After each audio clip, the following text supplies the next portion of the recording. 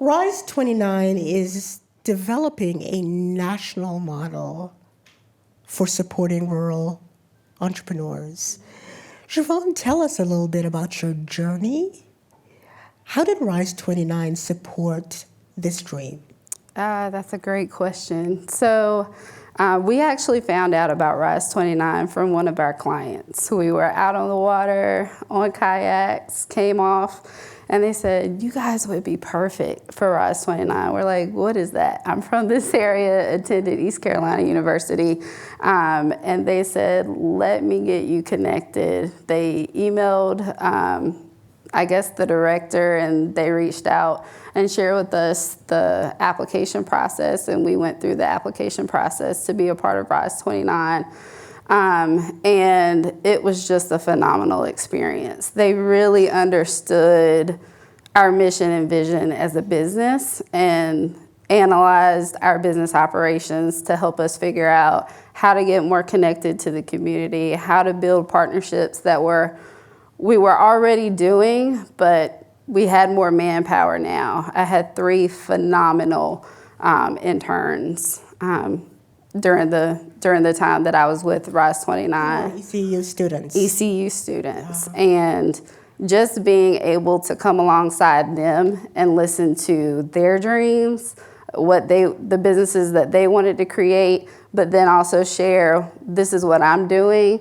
And they understood the why. I keep coming back to that because our mission and vision as a business was to create access to the Tar River and surrounding bodies of water to make a difference for people who live here, because it's all about quality of life. The last panel talked a lot about career, which is so important. But there's so many other reasons why people come to an area and stay in an area, or don't leave an area. If you're like me and you're from here, what are the issues? Why are people leaving? For me, people didn't know what was already here. And we wanted to create access to the Tar River and other natural amenities that make our region great. And the students listened and they got it. And all of the resources, the tools that they came with, their creativity, really helped us to build those partnerships, establish the partnerships with Pitt Community College, East Carolina University, other businesses in this area. So not just our small business, but other businesses. Now we have tours that have other businesses to be a part. So you're not just getting to know Riverside Recreation. You're also getting to know Via Verde. You're also getting to know Saying Kava and T-Bar. So they really understood the mission of creating access and being able to unveil those gems in our community. And as a small business owner, I feel way more connected post RISE29. Wow. Yeah. It's interesting because collaboration and creating an ecosystem was such a big theme in the last panel, but it sounds equally important as you talk about your work. Kelly, you participated in RISE29 as a student. You talk to us about the experience from your perspective. Yeah, so my experience with the RISE29 program was amazing. I came to ECU, I transferred my junior year from the University of Georgia. So coming here, it really allowed for me to really create a community. I think that was the hugest part. The biggest part is creating that community. As some people were going to mention, they'll probably dive more into it. It really helped me get integrated in the local community because there's a lot of amazing things going on in the local community. So just through that aspect, getting more integrated and kind of just getting really a feel for what's going on here were the biggest things and things I really appreciated. Did you know you were interested in entrepreneurship? Oh yeah, I knew that. So in May of 2020, I started a small scale business. It was an e-commerce business, and it really helped me get my foray into just the world of entrepreneurship. I was pleasantly surprised coming into just the RISE29 program where entrepreneurship is a huge aspect of what RISE29 seeks to teach students as well. So within that, we're meeting just people, local people in the community, business owners. We're meeting people that are developing the local community. So within that, there's a huge push towards entrepreneurship as you're learning about just different things. RISE29 as an internship is really a different experience as well. You're learning as a student, keep in mind, as a student, you're learning really how to run a business. You're working with CEOs, the people that are doing the day-to-day management of a business. So that's huge. That's more that you're gonna get out of really any other internship out of school. So it's a huge experience and really something that I carry really just with much appreciation going into the future as well. Wow, I'm sold.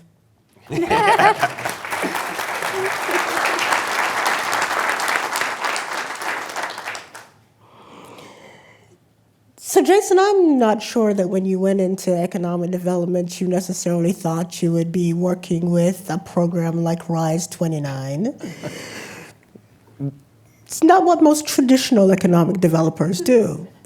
True. Talk to us a little bit about your experience and why this feels like the right thing in the right place at the right time. Well, I think it comes back to the fact that every large business started as a small business. And, our earlier panel was up here speaking of pharmaceuticals, and I have to give a shout out to Morgan County native Phil Hodges, who started a pharmaceutical company that grew and is now Maine Pharma. And so as these young students and these young folks that are starting businesses, if we support them, you never know which one will grow into that large corporation. But it's not just the big corporations, it's still the value of our small businesses, which we all know is still the backbone of America. So yes, it's not the traditional industrial recruitment and but it does certainly feed into having a healthy economy and a local economy. So it's very important for us to support them. Well, they're lucky to have you.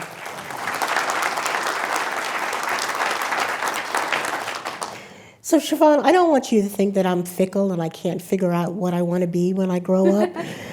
But I'm thinking maybe not Thermo Fisher. Maybe I want to come work for you instead. Talk to me a little bit about your peer group. What does watching you as an entrepreneur say to your peers about what is possible?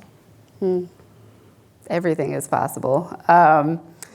To my peer group, that's such a weird question for me to answer as an entrepreneur, honestly, because of my 10 years in education. So you've got 10 years compared to 3 years.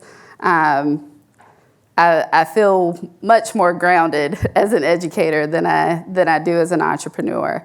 But you look pretty grounded out there on that kayak to me. That's good.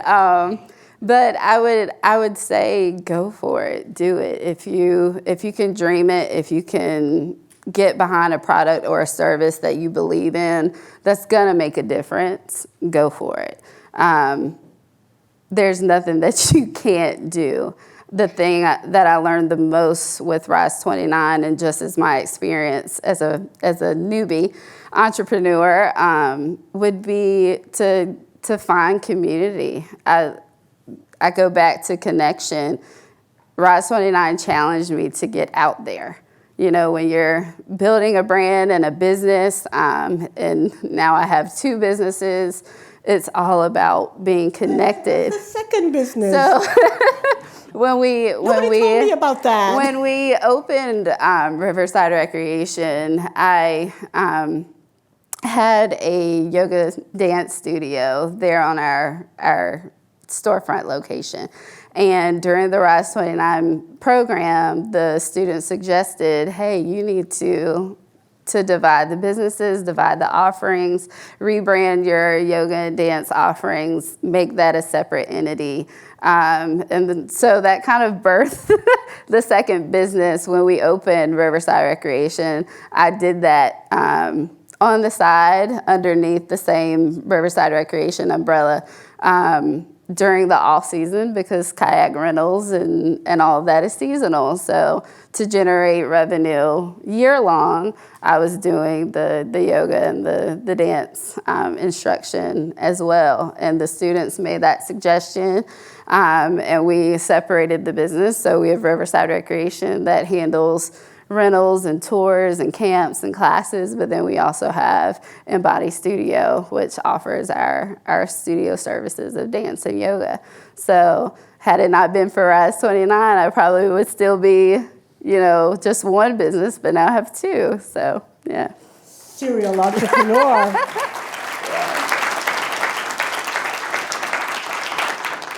So, Jason, it has to be that when you hear these stories, you get goose pimples. I'm getting goose pimples. Mm-hmm. What do you think other communities could learn from RISE29? Well, if I could give you sort of the sound bite, I would say be ready. And what I mean by that is mentorship is a very big part of this program, but it's not just RISE29. There's other companies or other small businesses in your communities and all of our communities that need support. And for instance, we kind of formalize that as part of the RISE29 program. We have an advisory board, which is the Economic Development Board, plus our tourism director, our small business center director, our chamber director, our planning folks from the town. So there's a lot of folks that bring a lot of business experience from diverse backgrounds, from diverse businesses that can all support these small businesses, and that's extremely important. I know, at least in my personal career, if I did not have the mentors in my life, I certainly would have not progressed in my career. And so, again, it comes back to the ecosystem of support, and the thing that we struggle with, or that we're challenged with, is, as Shavonne mentioned, she didn't know those resources were there. So how do we change that, and let them know that there are groups out there that want to see them grow and will help them. So I'm thinking, if you're talking to economic developers across the country, you're saying to them, first you got to assemble a different group of people at the table, because it sounds like that's what you have done by bringing this advisory committee together. Mm-hmm. What do you say to them about the awareness challenge? We heard that in the earlier panel, and it's befuddling in some ways that we have more platforms than ever upon which to communicate, and yet so much of what we want to share does not cut through the noise. What's the answer to that? It's not an easy answer, but I'll come back again to these two young folks up here. The way they got hooked into RISE29 is from someone that they knew that was exposed to the program, told them, hey, there's this program out there. And we are all bombarded with marketing materials, with emails. I mean, I know most of us in this room probably get 200 to 300 emails a day, and a lot of it's just bombarding, and we tend to tune out. And so breaking through that is difficult, but the way that we do that is what I would call network marketing. And that's, we call it social or digital marketing, but it's really social marketing, and some of the old things still apply. It's not just the digital platforms, the word of mouth, our friendships, and frankly, the folks that have gone through the program, our interns and the businesses supported, if they spread the word, there's no better advertisement than that. I'm going to come to questions from the audience, and I know you all have a lot of questions. So Kelly, you get the last word, and then we'll go to audience questions. You just heard what Jason said, like the messenger matters. How do you respond to that?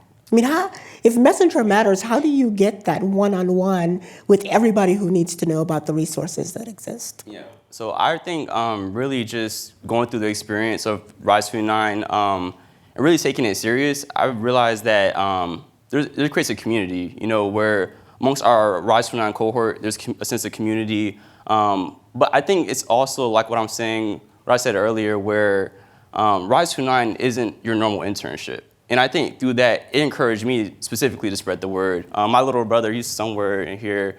He's on RISE29. I made sure. Hello, brother. He's back there. He's going to get you for that. Yeah, I had to put him on the spot. But really sharing that experience, through me, my long-term goal one day is entrepreneurship. And really, this is a great conduit, a great start to that. I'm learning, I was able to learn, I graduated now, but I was able to learn a lot about just businesses and how they work, and really just working through amazing people in the community. How could you not spread that? So I was really compelled to share with him.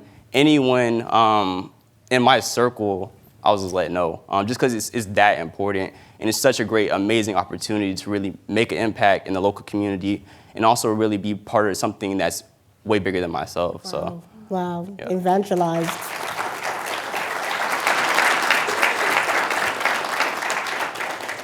Questions from the audience?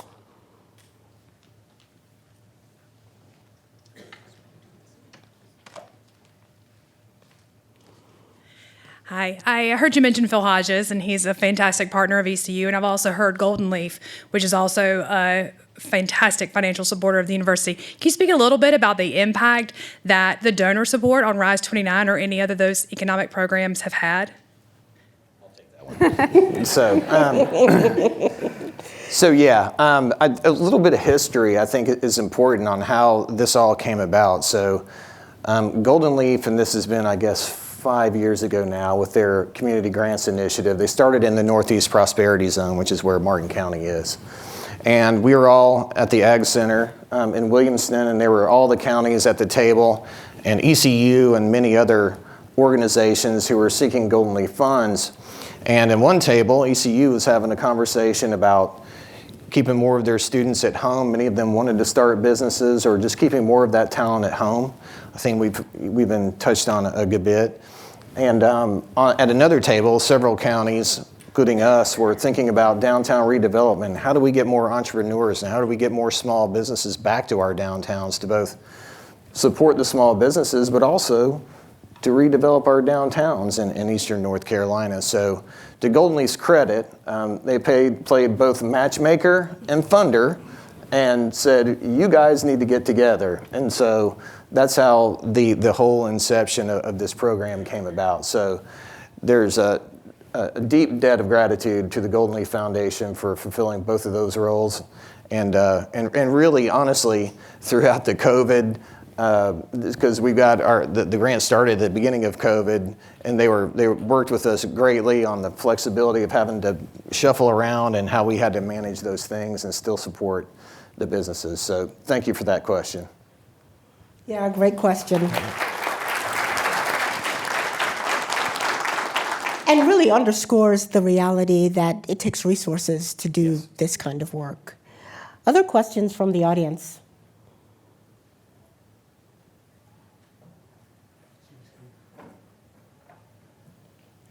Good afternoon. I'm Tony Blunt from My Future NC, and we work on the state goal of 2 million North Carolinians by 2030 with a high-quality credential or post-secondary degree. And so I'm constantly thinking about pipelines of success for young learners to wind up in seats like you all are today. So through college programs such as RISE29 in young entrepreneurial opportunities, can you talk about the pipeline that you can see developing for the young learner to become an entrepreneur? So if your little brother didn't have you, That's a good question. what would be the opportunities to begin to cultivate this sense of entrepreneurs? Okay. I really feel like when in situations like that, it starts inside with yourself, seeking people in your immediate family that might have started a business. Really, with entrepreneurship, what I've come to find, it's a lot on really being a self-starter and not being afraid to fail. So within any situations, as far as seeking certifications, as far as really linking into that network. Your network is your net worth. I always say that. It's very important. Just finding people that might have done something that you're interested in, learning a little bit more about just how they did it, how they went about it. I feel like that's probably the best way to kind of start really digging into to like the weeds of entrepreneurship and getting that start in that area. I want to ask you to answer the question too, Jason, because we've talked a lot about awareness programs for careers, and those are absolutely important. But what are the opportunities if you don't have someone in your family, you don't have a role model you can look to begin to even see yourself as an entrepreneur? Well, I've maintained, in the current labor shortage, and it's across many sectors that we have, is that, and I'm going to say this, I guess, on a university campus, but it's okay, maybe it's I should. not my university that's right. campus. Go All for right, it. But there are multiple career paths out there, and we need to do a better job of exposing our kids at a much younger age. High school is too late.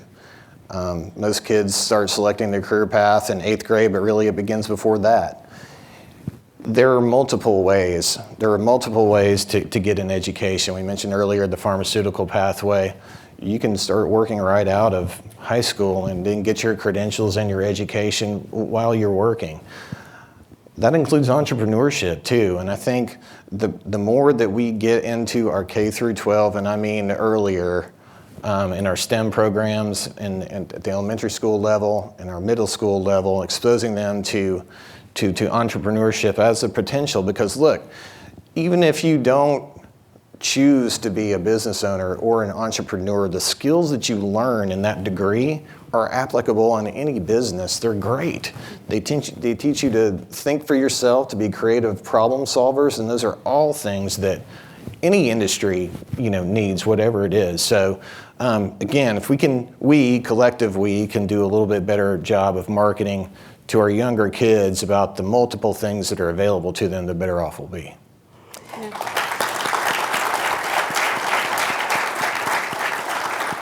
Anita, I would love to piggyback off of that. I have a question for you. Sure. So if you promise to answer my question, then Okay. you can say whatever you want. Awesome. The key is, I ask the question, you answer whatever Yes, ma'am. question you wanted to answer.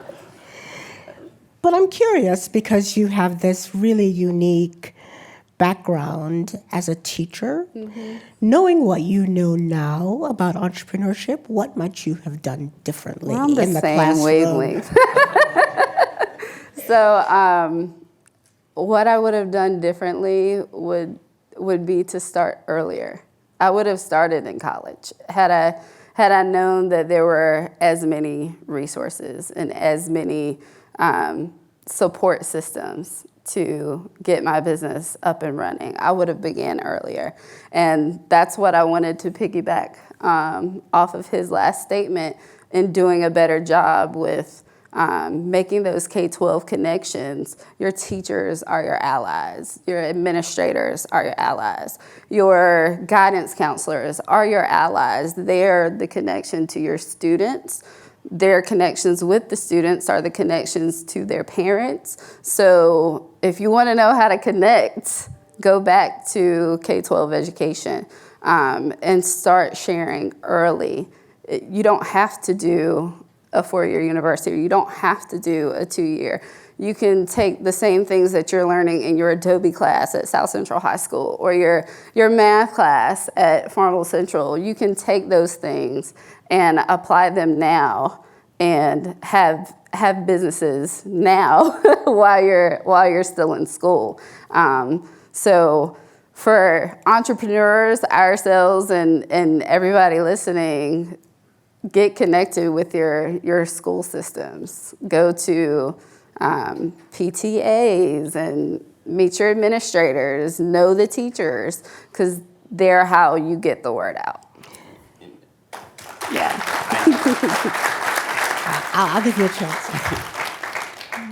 Do you ever get invited back into the classroom to talk about what you're doing? Yes, but I think that comes more with natural, genuine relationships with, I'm still well connected with the teachers that I taught with and alongside. And so they do a good job of, hey, would you come speak to my class? And that is a natural, genuine way back through the door. There are rules with education where you can't market to children and all of that, so you have to be careful. But East Carolina University does a great job. Their dance education program and dance performance arts, they do a great job with K-12 interaction. They host middle schools and high schools into the programs, and they're well connected with the dance educators in our system. And I'm sure that there are other programs with East Carolina that offer that same pathway back, or that open door back. Come in, bring your classes. And so, yeah. So the awareness is broad and Yes, deep. broad and deep. Final words. I hate to backtrack a little bit, but I wanted to piggyback as well. So pretty much, I can say the RISE29 program has an amazing staff, amazing staff. With me starting out an entrepreneurship journey, I was a little bit squeamish, and I wouldn't even say gently, but they pushed me, really towards entrepreneurship and really to take the opportunities at ECU more serious. And within that, I was able to, I entered a pitch competition and was able to win $2,000 towards starting a business. So I say that to say that ECU is just, I don't know, best in the world, just best in the world. And this is from my experience. We're like not going to do a marketing campaign for ECU. You are not going to have my chancellor fire me for coming down here and saying ECU is the best in the world. I have to give praise. I love it and don't disagree. And certainly everything we have heard this afternoon makes clear what a remarkable and almost unbelievable impact this university has on its region. It just doesn't get better than that. Doesn't get better than that.